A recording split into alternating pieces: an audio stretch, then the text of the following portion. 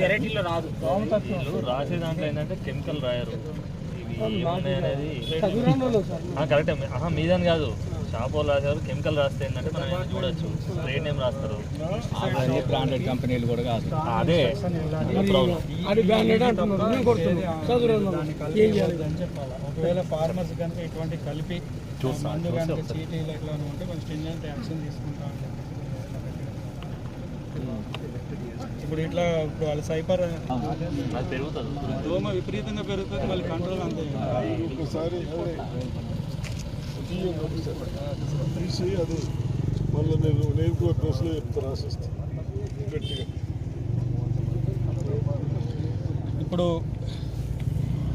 ఇప్పుడు వరిలో ప్రస్తుతం మనకు ఈ బ్యాక్టీరియా ఆకు ఎండు తెగులతో పాటుగా ఈ కంకి నల్లి అనేది దీని యొక్క ఉధృతి గమనించడం జరిగింది. వీటిని కంట్రోల్ చేసుకోవడానికి మనకు ఇప్పుడు ఎండు తెగులు ఇప్పుడు ఆల్రెడీ గింజ పాలు పోసుకునే దశలో ఉంది కాబట్టి బ్యాక్టీరియా ఎండు తెగులు ఈ ఆకులు ఎండిన దానికి ప్రత్యేకమైనటువంటి మందులు కానీ ఏమీ వాడవలసిన అవసరం లేదు.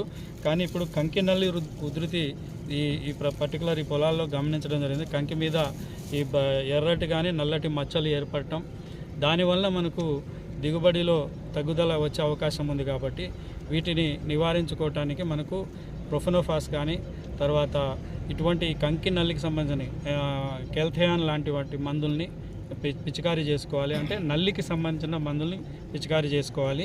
వీటికి ఎటువంటి సింథటిక్ పైరిథ్రాయిడ్స్ కానీ తర్వాత ఇది మన ఇటువంటి మందుల్ని అవాయిడ్ చేయాల్సినటువంటి అవసరం ఉంది. ఏవైతే సిఫార్సు చేసినామో ఆ సిఫార్సు చేసిన మందులను మాత్రమే రైతులు వాడుకోవాల్సిందిగా నేను సూచిస్తున్నాను. వేరేది కలుపుకి ఇప్పుడు ఈ వచ్చిన రోగానికి ఇది పోవాలంటే ఏ మందులు? ఇది ఈ రోగం అనేది వాతావరణంతో ఆటోమేటిక్గా అది తగ్గిపోతుంది. ఇప్పుడు ఆల్రెడీ ఇది తగ్గుదలలోనే ఉంది. ఇప్పుడు ఏదైతే వచ్చింది, ఇక ముందు దీని మీద ఇది ఇంకా ఎక్కువగా స్ప్రెడ్ అయ్యే అవకాశం లేదు. కాబట్టి వీటిని ఈ బ్యాక్టీరియా ఎండు తెగులుని కంట్రోల్ చేయడానికి నేరుగా మందులు లేవు. అయినప్పటికీ కూడా ఇప్పుడు నేటివో ప్లస్ స్టెప్టోమైసిన్ అనేటువంటి మందు, అది కూడా ఈనకు ముందు అయితే కొట్టుకోవచ్చు. ఒకసారి ఈనిన తర్వాత మనకు గొలుసు బయటకు వచ్చిన తర్వాత ఈ ఈ కాపర్కి సంబంధించినటువంటి మందుల్ని అవాయిడ్ చేయాలి. దానికి ప్లేస్లో ఇప్పుడు నేటివో అనే మందు అలాగే మనకు ఈ స్టెప్టోమైసిన్ అనేటువంటి మందుని కలుపుకొని కనుక మనం పిచికారీ చేసుకున్నట్టయితే వీటిని మనం కంట్రోల్ చేసుకోవాలి. దీనివల్ల తాలూకంకి వచ్చే అవకాశం ఏమైనా ఉందా సార్? ఈ గింజకు ఇప్పుడు ఏదైతే నల్లి వచ్చిందో ఈ నల్లి వలన మనకు తాలు ఎక్కువ ఏర్పడేదానికి అవకాశాలు ఉన్నాయి. కానీ బ్యాక్టీరియల్ ఆకు ఎండు తెగులు వలన ఈ తాలు వచ్చేదానికి అవకాశాలు తక్కువ. అంటే తాలు అసలు రాదని కాదు, కొంత దిగుబడిలో కొద్దిగా, అంటే దీని యొక్క ఉధృతిని బట్టి దిగుబడిలో కొంత ప్రభావం ఉంటుంది. కానీ దానికన్నా ఇప్పుడు ముఖ్యంగా మనం చూసుకోవాల్సింది ఈ కంకి మీద వచ్చేటువంటి నల్లిని మాత్రం మనం కంట్రోల్ చేసుకోవాల్సినటువంటి అవసరం ఉంది. తాలి కంకు రాకుండా దానికి వాడవలసిన అది మందులు. విజయ్,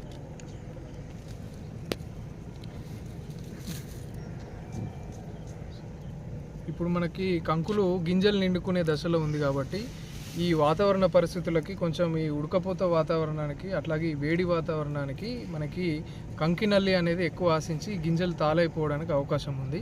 అట్లాగే కొంత గ్రెయిన్ డిస్కలరేషన్ అంటే గింజ మచ్చ తెగులు కూడా రెండు ఒకేసారి వచ్చి మనకి గింజ యొక్క బరువు తగ్గి తాలైపోవడానికి అవకాశం ఉంది. కాబట్టి దీనికి సంబంధించినటువంటి మందులు అంటే ముఖ్యంగా మనకి స్పైరోమెస్ఫిన్ అనే మనకి ఎకరానికి 200 మిల్లీల చొప్పున పిచికారీ చేసుకోవాలి.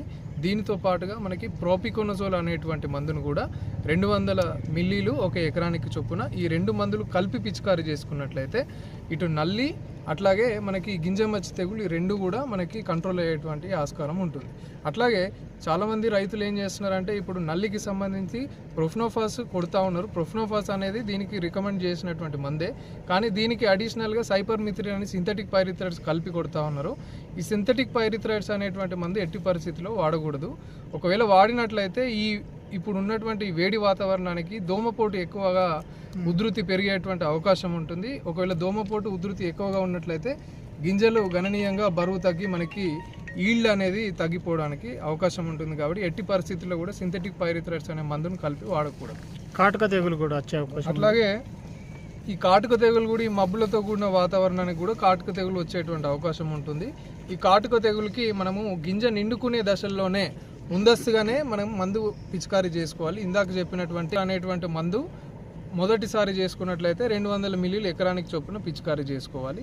అట్లాగే కొంచెం తర్వాత అంటే గింజ నిండుతుంది అనేటువంటి ఆ ఇంకో దశలో కూడా ఏంటంటే మనకి నేటివ్ అనేటువంటి మందు, అంటే దాని ఫామ్లో వచ్చేసి ట్రైఫ్లాక్సిస్ట్రోబిన్ ప్లస్ టెబుకొనజోల్ అనేటువంటి మందు, ఇది 80 గ్రాములు ఒక ఎకరానికి చొప్పున కలిపి పిచికారీ చేసుకున్నట్లే మనకి మామిపండు తెగులు నుంచి, అట్లాగే ఎట్ ద సేమ్ టైం ఈ గింజ మచ్చ తెగులు కూడా, ఈ రెండు కూడా మనకి ఒక 2 కెమికల్స్ కూడా కంట్రోల్ చేసేటువంటి అవకాశం. రైతులు ఈ విధంగా సూచనలు పాటించి కొంచెం దిగుబడులు కాపాడాల్సిందిగా కోరుతాం.